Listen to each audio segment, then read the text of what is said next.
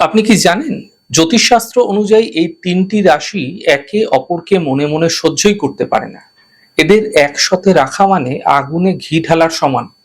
প্রথমে যে দুটি রাশি সম্পর্কে আমি বলবো সেই দুটি রাশি হচ্ছে সিংহ রাশি এবং মকর রাশি।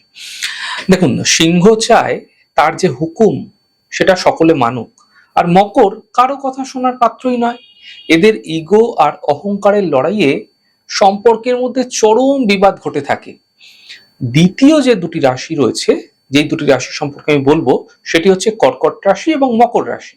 দেখুন, কর্কট অতিমাত্রায় আবেগ দিয়ে চিন্তা করে, আর মকর একদম ঠান্ডা মাথা, প্র্যাকটিক্যাল স্বভাবের। তাই কর্কটের মন ভাঙতে মকরের 1 সেকেন্ডও কিন্তু সময় লাগবে না। তো এছাড়া তৃতীয় যে দুটি রাশি সম্পর্কে বলবো সেটি হচ্ছে সিংহ রাশি এবং কর্কট রাশি।